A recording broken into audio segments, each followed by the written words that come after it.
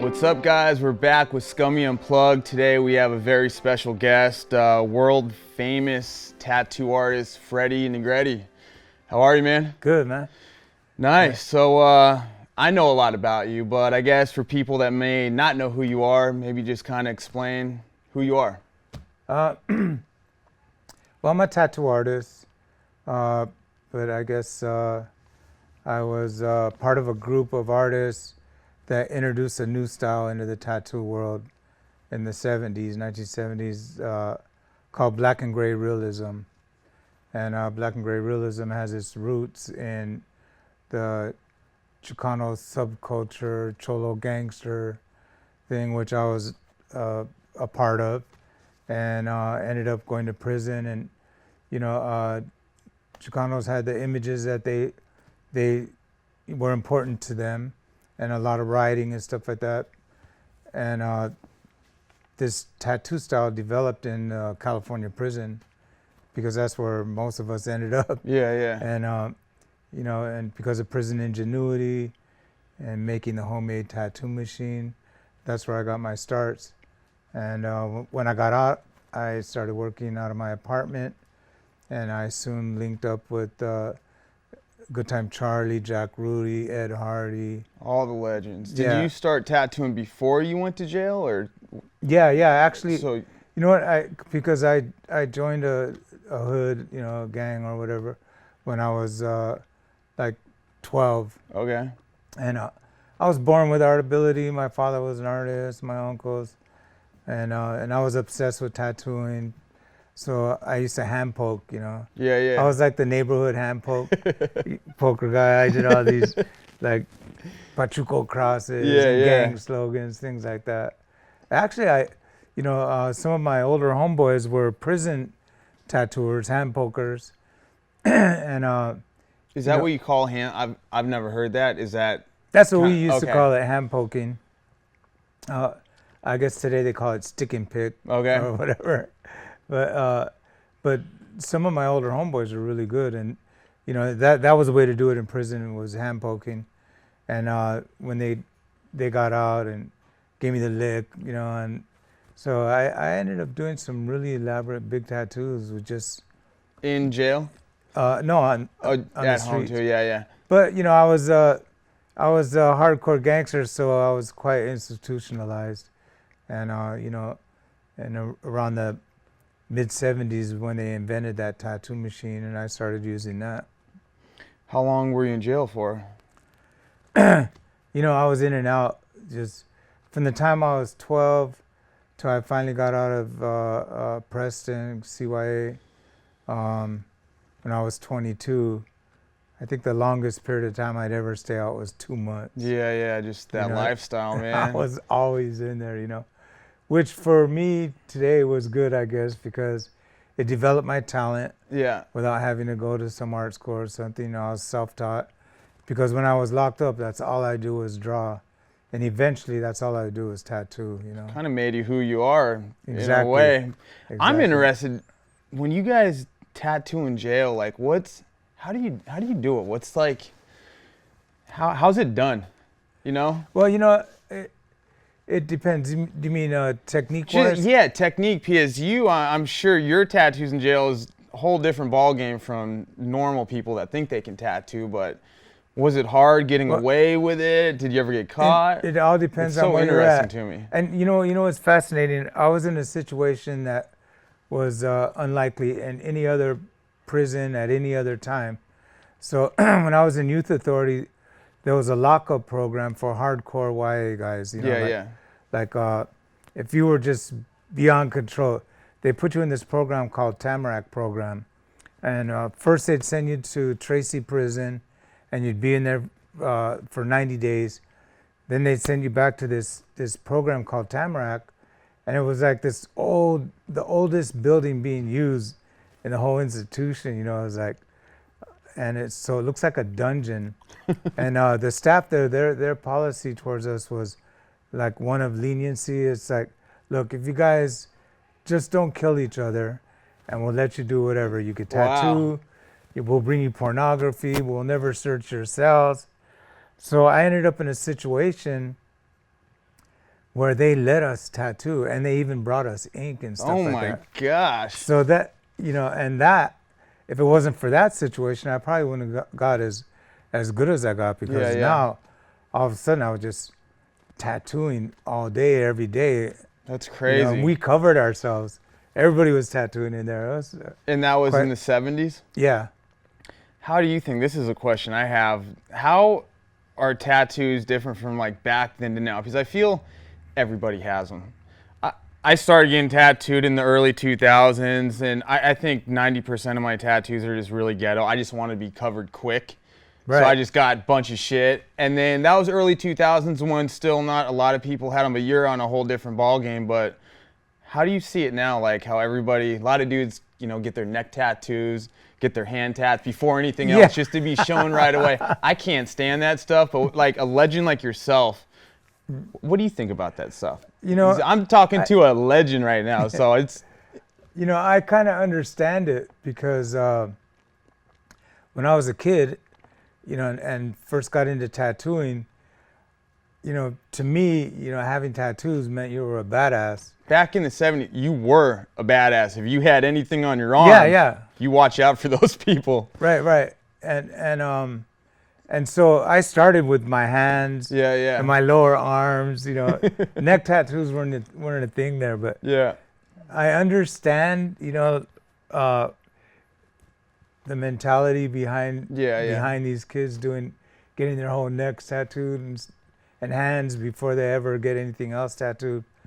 But I really do think they should, focus on their arms and slowly work your way into it. Yeah, and if you're in a situation, because a lot of these kids, they're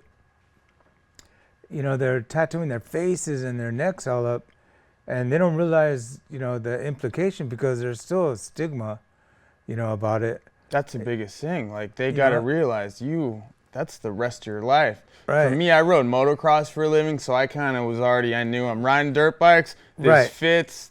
That's who I am. But for a lot of normal people, throw them on their necks, like they don't realize that's there for life. You're probably going to be over it when you're 40, but I don't know. Well, I mean, unless you're somebody like that, like a rock star, or like, or a tattoo artist, or, somewhere where the tattoos aren't going to hurt your life. Yeah.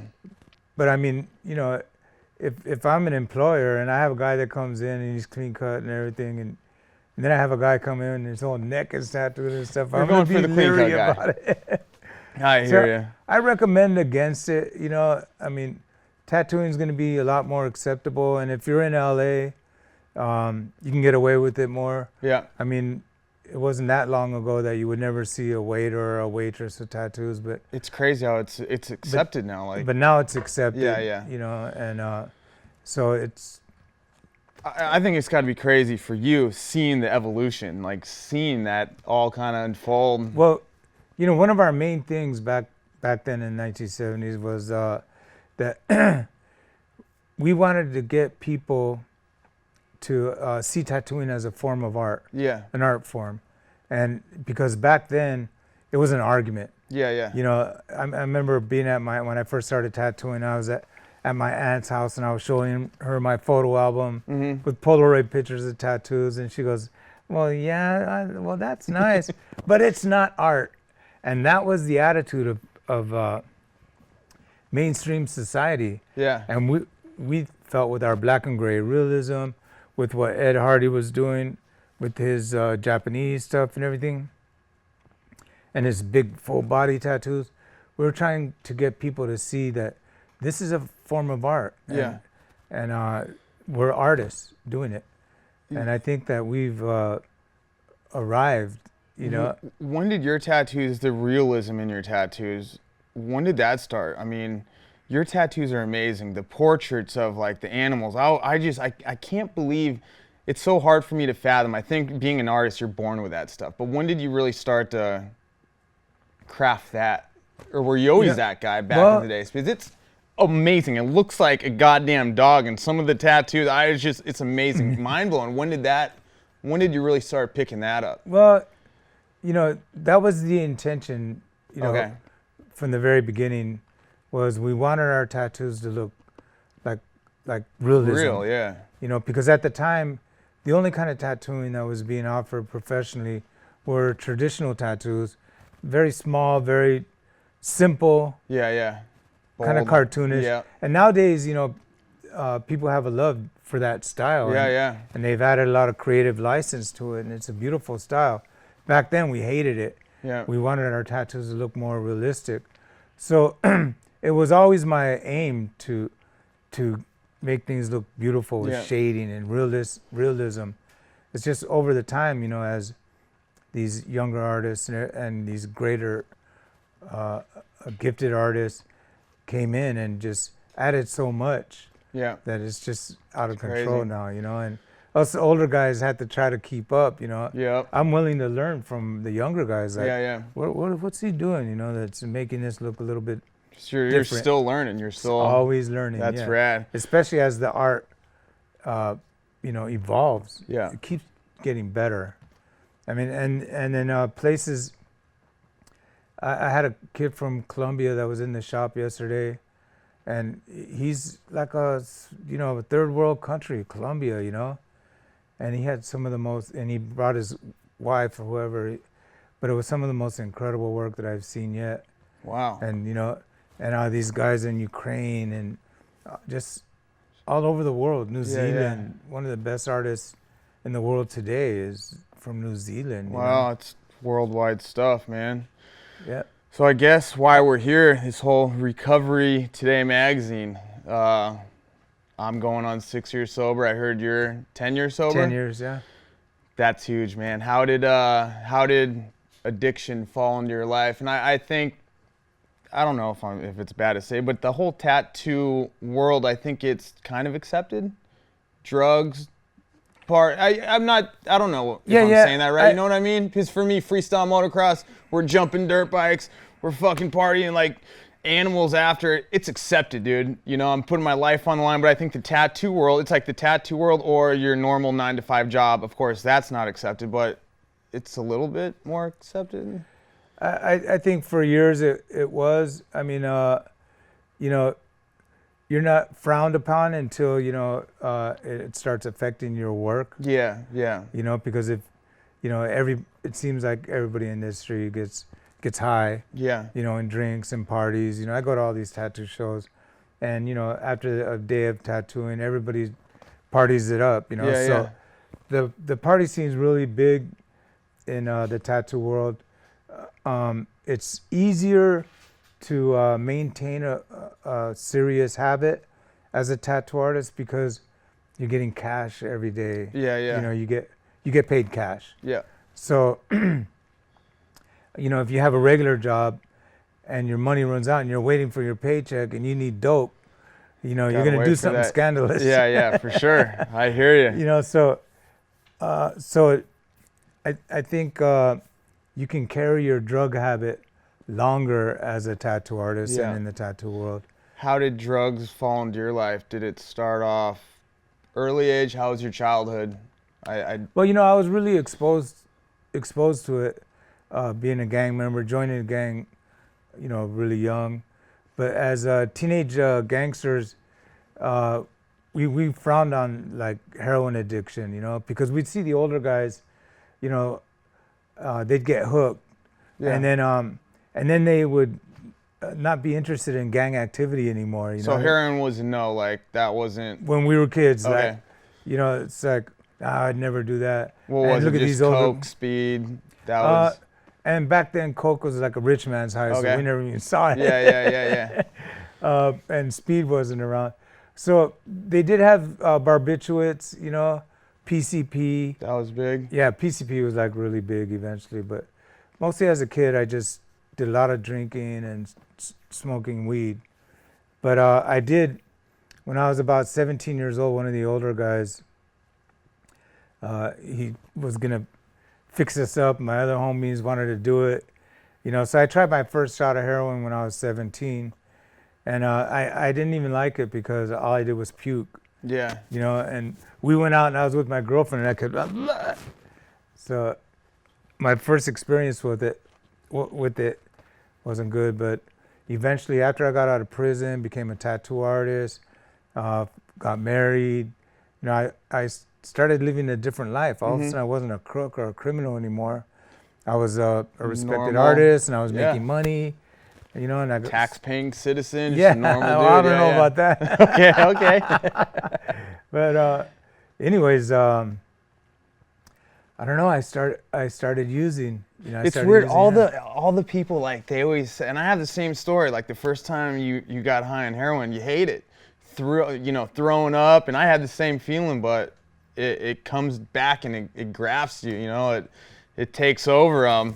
Before we keep going on, your childhood, I was doing some research about your parents, how they got into some trouble.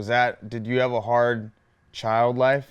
My sister and I had a really difficult upbringing. My parents, they were Pachuco gangsters, you know. Okay. And they both went to prison. My father went to prison for robbery. My mother for manslaughter. You know, she shot some girl with a zip gun. Jesus. You know, so my sister and I ended up in foster care, and we ended up in a white foster home they took Hispanic, you know, Yeah. kids in and stuff, and they were really abusive, you know, really abusive, a lot of beatings. My foster mom was like crazy, Jeez. and so I rebelled. Yeah. I rebelled when I was about 11, you know. I started running away, and then I joined the gang and everything, you know. Yeah. And I feel like you'd kind of feel accepted in the gang compared to the foster home, right? I mean, right. Well, you know, when I got way. when I started running away, then they were like at first, you know, trying to help me out. Yeah. They sent me to a psychologist or whatever, but I became a hopeless case, you know. Yeah. And they just gave up on me, and I ended up going to the neighborhood and joining the gang, and then living with, you know, my friends' parents and stuff. But most of the time I was in jail anyway. So. Yeah. So after that, when did you kind of feel that you were really getting hooked on drugs? Tattooing really wasn't number one in your life. Drugs started to become number one. It happens in every addict's life, I guess. So when did you kind of feel that drugs were becoming a problem? You know, they were always a problem when I did them. You know, I remember the first time that I realized I was strung out. This is how long ago it was. I was at the theater with my wife. We were watching Alien 1, the first. Old school. And all of a sudden I felt a cramp. I went to the bathroom and I got sick as a dog, and I was throwing up, dry heaving and stuff. And that's when I realized I was strung out. And but I mean, you know, throughout my life, it's been, you know, like that. And I went on methadone many times, you know. So, you know. Trying after the heroin, get on methadone, and you'd fall straight back into the heroin? No, I'd get on methadone for a year or two. Okay. And then get sick of it and get off of it, and then just smoke weed and drink for a time. And then I'd start chipping. You know, there was a lot of times where I just chipped, like, okay, I'm only going to do this at weddings, picnics, special events. That never works. Yeah, it never works. As addicts, we think it like, oh, I got this, but yeah, it never works. But it never works. Nope. And then all of a sudden you do it okay, only on the weekends. Okay, then on Wednesday, you know, I throw it in, and then you end up strung out. So, you know, so my life has been up and down. You know, I've had so many great successes, my shop and everything. And I always let drugs come in and ruin everything. You know? I always hit rock bottom with it. You know, back then, I can't ever remember, you know, I never knew anybody in the program. Mm-hmm. To me, the program was the Methadone Clinic. Yeah. You know what I mean? I didn't know anything about treatments sobriety. Yeah, I didn't know. Meetings, I never knew about it. And but my last run, you know, eventually, you know, it affected my health. You know, so in 2004, I was diagnosed with congestive heart failure, and then That was mainly from heroin and They speed? said drug-induced congestive heart failure. Jesus. Yeah, because usually it's somebody that gets, like they said, well, we don't, usually somebody that gets congestive heart failure is like somebody really big. Yeah. And their heart works too hard and it gets enlarged and then it's not pumping correctly. And that's not you. You look healthy. Right, So I was always got to be the drugs.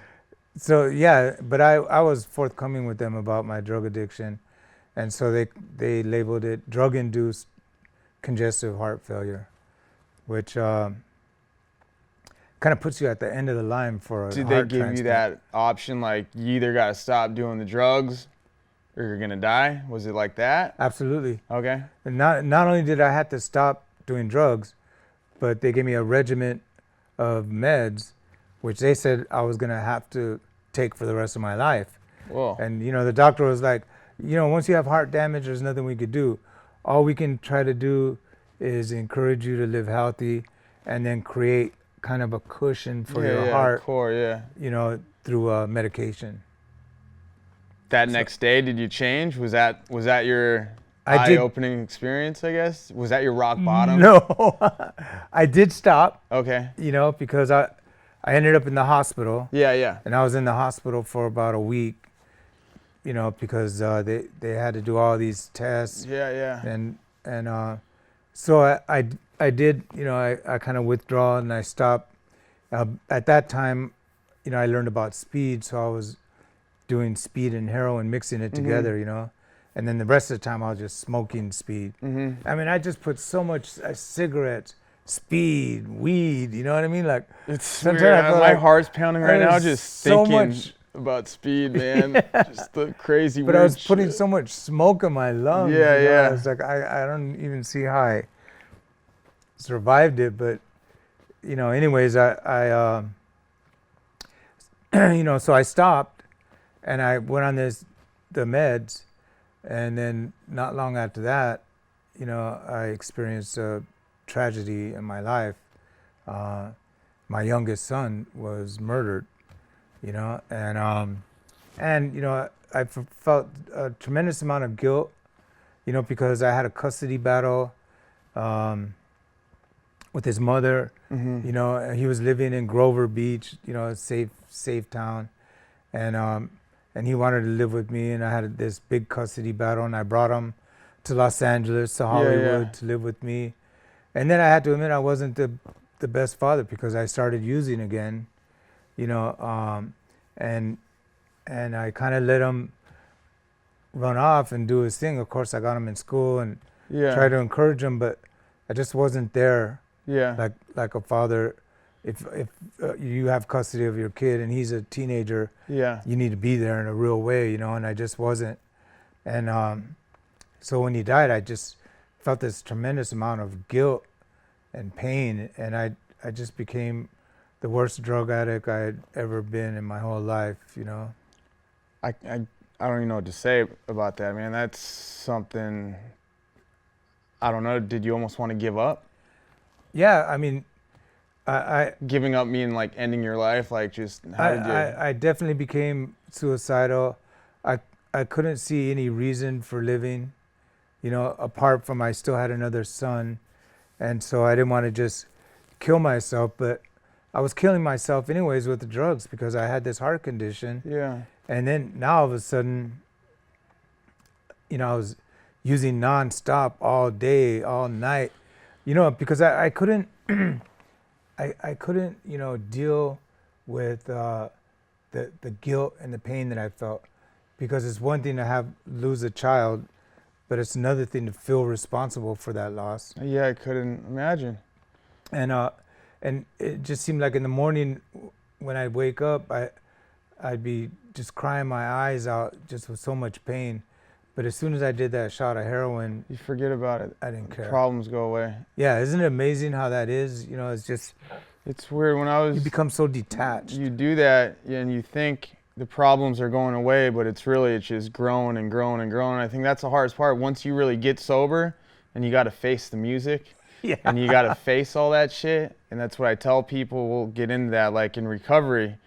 That's like the hardest thing. You get sober, but then you got to like fix all the problems that you fucked up. Right. You know, and it can be done. It's just one day at a time, and that's where that comes in, one thing at a time, you know. But I can't imagine. So I guess fast forward, when was the ending point when you found the word sobriety and that whole so thing? fast forward, I ended up going to prison. Okay. And how many years after your son's death? Not long after. Okay. I mean, I got arrested, and they had Prop 36. Yeah. And I failed that, and so I got sent to prison. And I did 2 years, and when I got out, I started immediately using again. But going to prison for that time got me off of drugs and got me back on the meds, so I got a little bit better because I felt myself getting really sick again. And then when I got out and started using again, I wasn't taking any meds.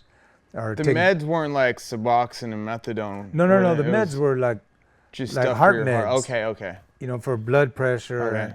and beta blockers. Yeah. And water pills. Yeah. Just things for your heart. But I had to take those, or else my heart gets shut down, worse again. So, anyways, so I ended up getting strung out really, really bad again, and then I got arrested. This time I was on parole, and when I was sick. Yeah. I already knew I was sick, but when I went to the county jail, I just got so sick I nearly died. Jeez. I had like 3 heart attacks in there, and I mean, I was in a wheelchair. I couldn't take a few steps without gasping for air. Wow. And then, and I couldn't lay back. I had to stay propped up like this. As soon as I laid back, I couldn't breathe. It was the most miserable time of my life, the pain, and then being right there, in the jail and seeing everybody, laughing and talk, whatever, and then just like you just want to die. I did this to myself. I was certain that I was going to die. I was certain of it. And, I had to say, I had a miracle, happen to me. You know what I mean? I know exactly what you mean. It's crazy. And, I, after the second heart attack, I was back at the jail. And just a little backdrop, I do tattoos for all the sheriffs. Yeah. So I'm famous with them, and they all know me. I painted all the murals in the county jail and stuff like that. So they kind of took care of me, so I didn't have to be in the hospital. Yeah. They take me out and put me in this dorm, And they knew I was really sick. They kept an eye on me. So anyways, I remembered this story in the Bible about this king who the prophet went to the king and told him, your time is up, you're going to die. And just get your affairs in order. And the king decided to bypass the prophet and go to God himself. And he went to God and he asked for more time. And because of his faith, God gave him 15 more years. So I remember that story, and I said, you know what, I want to talk to God. Everybody always prays, especially when they're in trouble. Yeah, of course. But I want to have this conversation with God, And I remember I had to go up to get to the showers. I had to go up these 2 little flights of stairs so I can get to the shower so I could be alone, because I was in a dorm. And it took me like a half an hour to climb up there and everything. And then I just had a talk with God. I said, God, I can't make any promises, because every promise I make, I always break. Yeah. All I'm asking you is for a little more time. Yeah. And so I can have a chance to redeem myself, so I won't die in this wretched county jail, so I can still be an example somehow to my living son. And then the next morning I had a heart attack. And so, but on the way to the hospital, something was different. The whole time I was in the county jail that time, I was certain I was going to die. I mean, the doctor even said, he goes, I don't see how you can go on without a heart transplant. Yeah. So I was certain that I was going to die in there. And, but now all of a sudden on the way to the hospital, I felt like, I'm going to live. I knew I was going to live. And that time I was in the hospital, it's the jail ward hospital. Yeah. I was in there for 3 weeks. But each day I got better and better and better. And then I remember the doctors came in and said, yeah, well, I think these meds that you're on now are working good because you're really showing improvement. We're going to send you back to the jail. And then when I got back to the jail, I got, I started getting better. I could lay down. I could walk. That's I even crazy, played little basketball, dude. you know? You can call that the medication or a higher power, dude. You know, That's a miracle, man. And that happens in this recovery thing. That's crazy. you know, to me, it was a miracle because, It is. and of course, you know, maybe it was the meds, but every Tuesday they would take me to the hospital Yeah. to check my heart. So I would get transported to the hospital every Tuesday. So when I told the doctor, you know, and they would never say nothing. They just check my heart and write on charts. But I told him, yeah, I was, you know, doing some push-ups. And he was like, you did some push-ups? What the heck? Yeah, and I was like, yeah. He goes, how many push-ups? I go, well, I started with 1, but I could do 10 now. And I go, even play basketball, I feel really good. And he goes, you know, I'm going to have you come back and we're going to redo all the tests. Yeah. The echogram and all that stuff. So I went back, they redid all the tests. And then the following week I went back and there was like these other doctors and interns and stuff there. And they all took turns listening to my heart. Mm-hmm. And then when they all left, the doctor goes, yeah, you know, we've all heard of people's hearts repairing themselves, but, you know, we've never seen it, you know. And he goes, let me show you. Now he wants to show me my chart. He goes, see, your heart was enlarged like this, and it was barely pumping air, pumping oxygen, and your lungs were in failure, your liver was in failure. He goes, and your heart was beating at under 10%. Now it seems to have reduced, and it's beating at 30%, which 30 to 70 is normal. Yeah, yeah. And I was like, you know what? I think that God healed my heart He listened and to gave you. me more time. So to that's live. when you took it serious. Right? And the doctor tells me, I think your body healed your heart, and your heart gave you more time. And I I'm don't like, know. whatever. I think the other way around, but is that when Yeah. you So turned it around? well, you know, when I had that prayer, I felt different the next day. I also knew that for some reason, I know you're not supposed to say this, but I knew I was never going to use again. I just had to find out how. you know? Yeah. So, you know, I was looking at 4 years, you know, because the violation, Mm-hmm. and I just got out of prison doing 2 years, and I was back then, you know, possession of heroin was a felony, so so they offered me 2 years if I pleaded guilty, but I didn't want to plead guilty, and my public defender was saying, you got to plead guilty. If you don't, they're going to give you 4 years. You don't have a case. Yeah. You were on parole. They had every reason to search you. You know, just take these 2 years. And I told her, you know what? Just give me another extension, you know, because after I recovered, the sheriffs had me painting murals again. Mm-hmm. And this captain, you know, had me do a specific mural that he wanted done. And then he brought in these box cars because they did boxcar racing for inner city kids. And I pinstriped them for him and everything. So I told my public defender, I'm going to try to get a letter, you know, from a sergeant or something, you know. And she goes, they don't do that. I go, just get me the extension. So anyways, I went to the sergeant. I said, do you think the captain will speak to me, you know? And she goes, well, he's not here anymore. And I was, oh. And he got promoted. He's commander of all the jails now. And I go, well, do you think he'll, but his office is still in the jail. Yeah. I go, do you think he'll talk to me? And she goes, well, what do you want to talk to him about? I want to see if he'll write a recommendation letter to the judge so that I can go into rehab and not go into prison, because prison's not going to help me. Yeah. I need recovery. And she goes, don't think he'll do that, but for you, I'll ask him. So anyways, I didn't hear anything, but when I went to court, the public defender comes in and goes, wow, the judge went in the case files and pulled your file out and told us this guy's going to rehab. So that was my second miracle. And then I went to Beit Teshuvah, and I just went gung-ho. I just did everything they asked me. And, you know, probably the psychotherapy, because it's a Jewish program, so they use, you know, Judaism, 12 steps, and psychotherapy. And all of it helped me tremendously. I think the psychotherapy really helped because, you know, I had some deep issues that I had to deal with.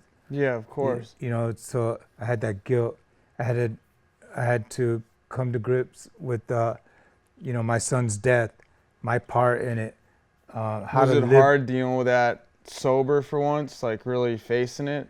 You know, at first, but I think my therapist really helped me Get through that.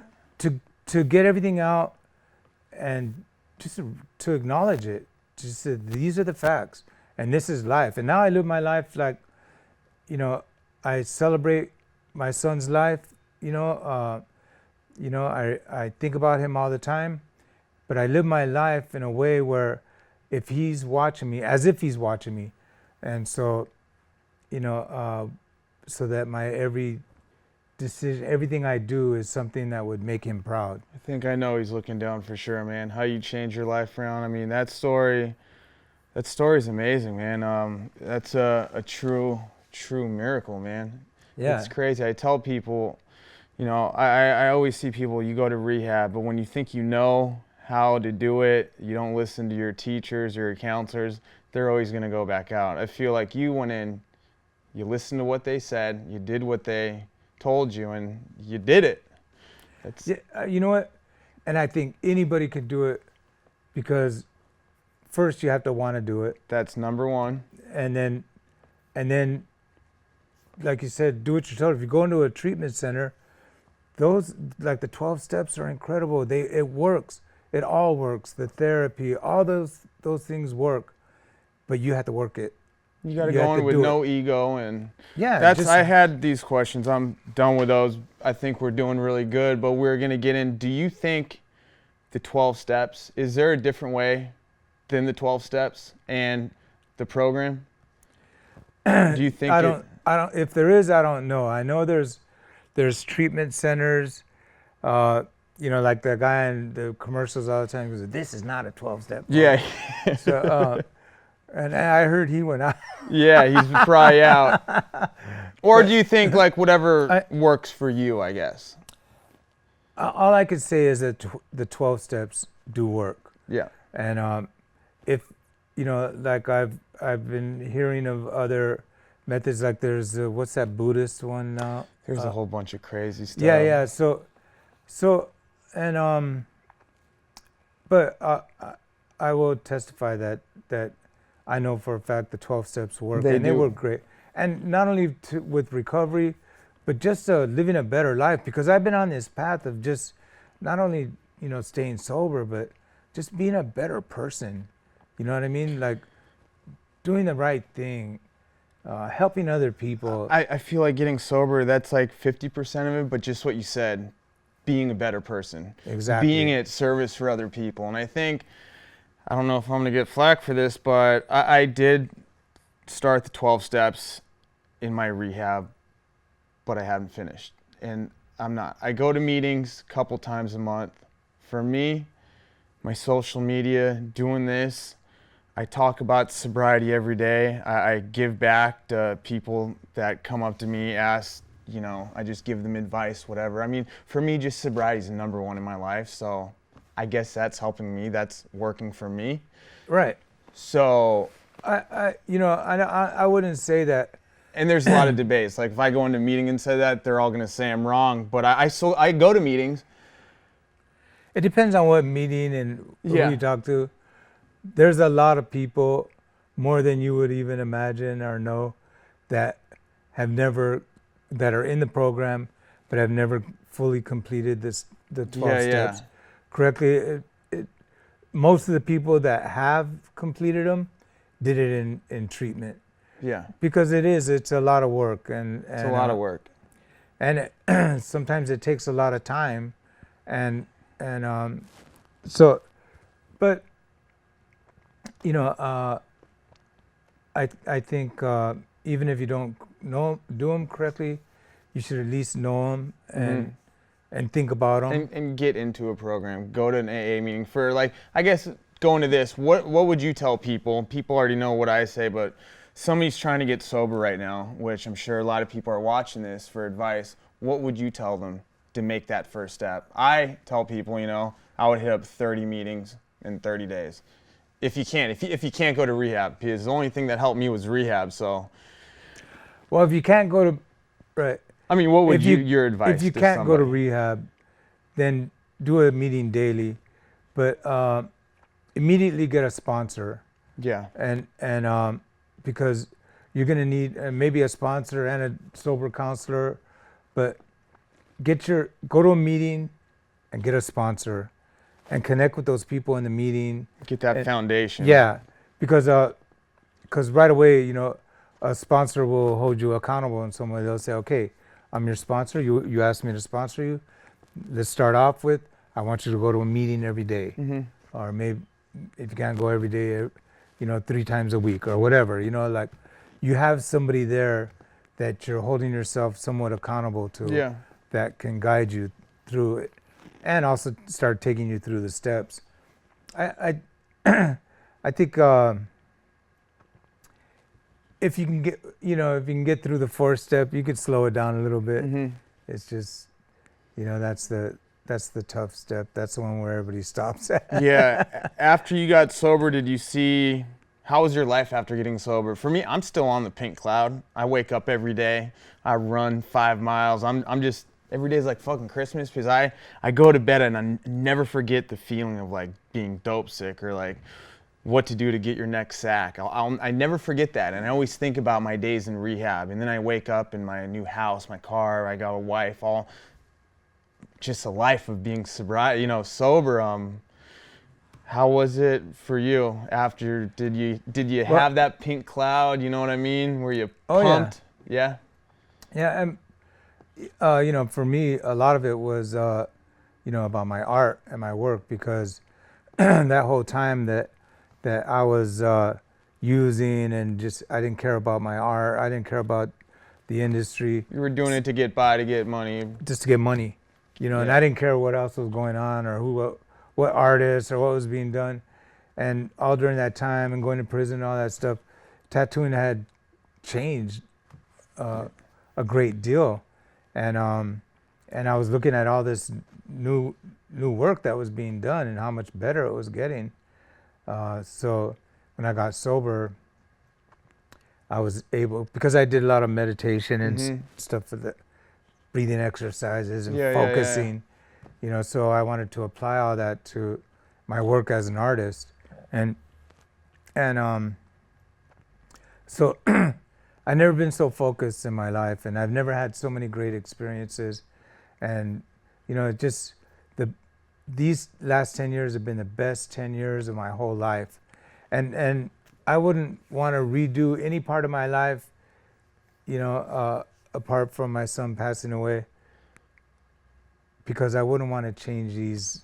It made you who you are. And I totally know what you mean, and I know your son's looking down at you, man. And being the guy you are, man, you changed it around, and it's not easy, dude. I have so much respect for you. 10 years, that's huge. One more sobriety question. I like to talk about this because I really hate it. Is the Methadone Clinic and Suboxone. I have so many of my friends. They're off heroin. They go to these Suboxone clinics, methadone, but they're on this shit for like a year, 2 years, and they're still claiming they're sober. Do you believe in that stuff? What's your take on that? I think it's crazy. I think, there's ways to do it. Suboxone, maybe like a 4-day program, 3-day, that's it. Some of these people are on it for years and years, saying they need it to get off. Right. Like the methadone maintenance, methadone was my form of recovery. Yeah. And it, it never really gave me the foundation for wanting to stop drugs. It just kind of made me want it more.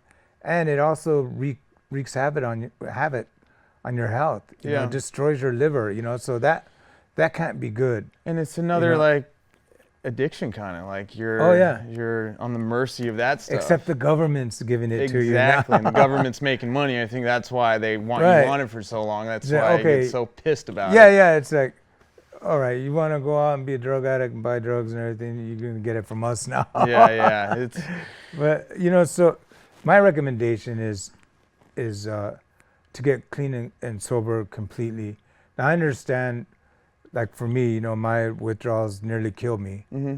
And I understand that Suboxone and Methadone might help in the detoxification process, and that I could kind of understand more. But these maintenance programs, crazy, yeah. Yeah. What do you think about the whole marijuana laws and everything? I'm pro marijuana. I don't smoke, and I really get mad people claiming they're sober, and I even get people, I'm 2 years sober, and then they're still smoking weed, and I think that's a complete joke. For me, I don't know, but like I'm saying, I'm not saying it's bad, but what do you think about all that? Do you think you can still be sober and still smoke weed? I don't think you can, but what's your take? No, I think when you're clean and sober, you're clean and sober from everything.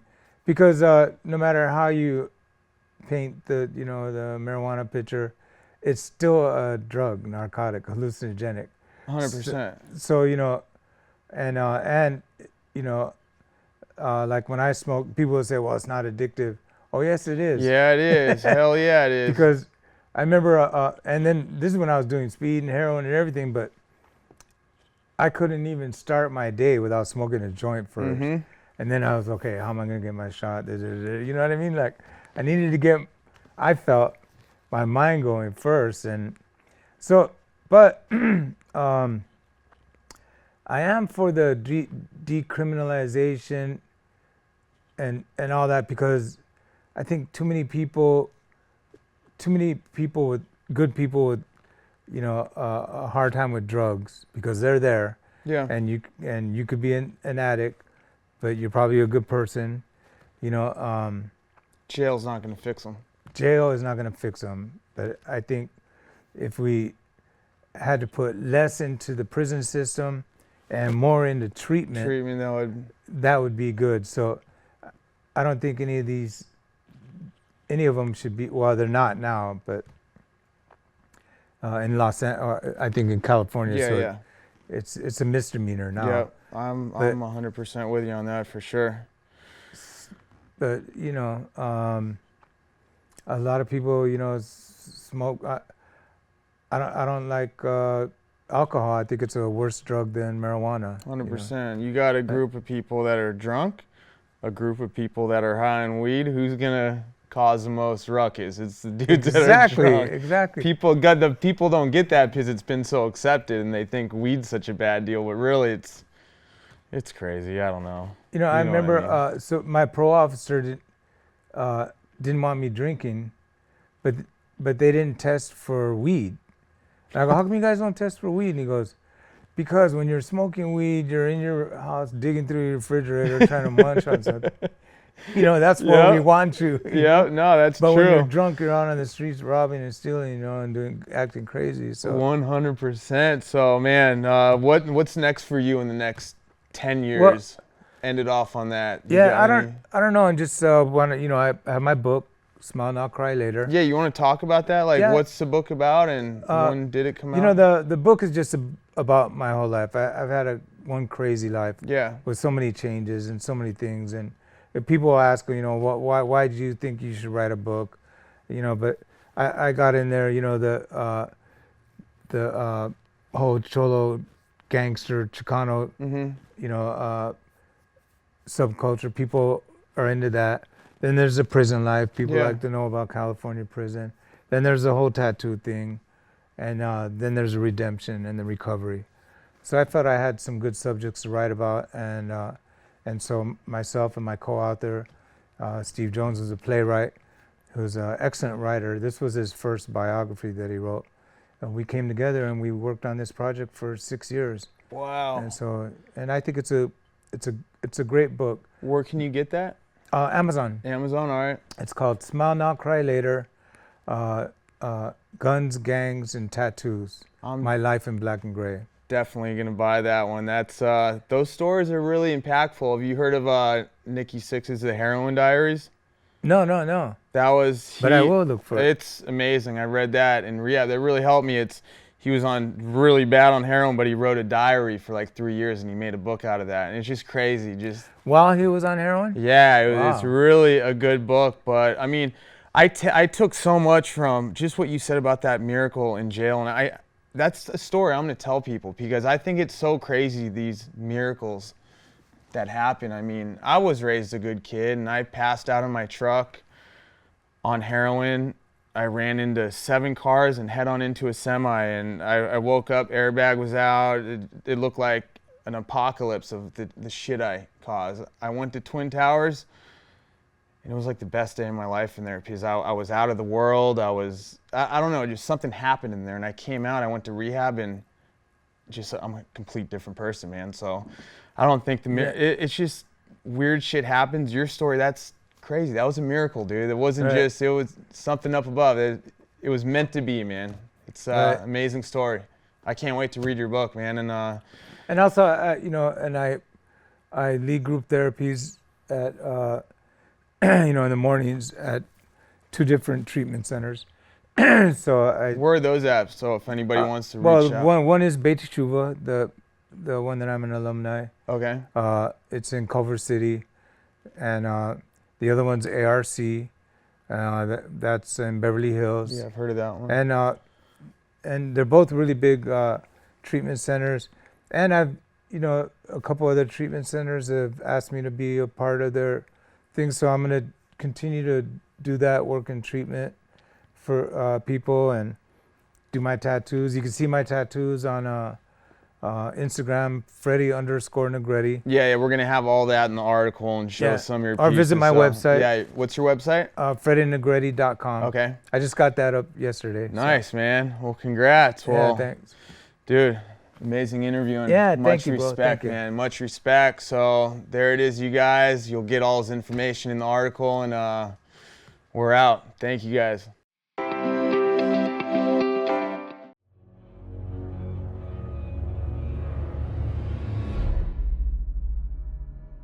Sometimes we do things for the thrill. Sometimes we do things for survival. There have been different points in my life where I didn't know if I would survive.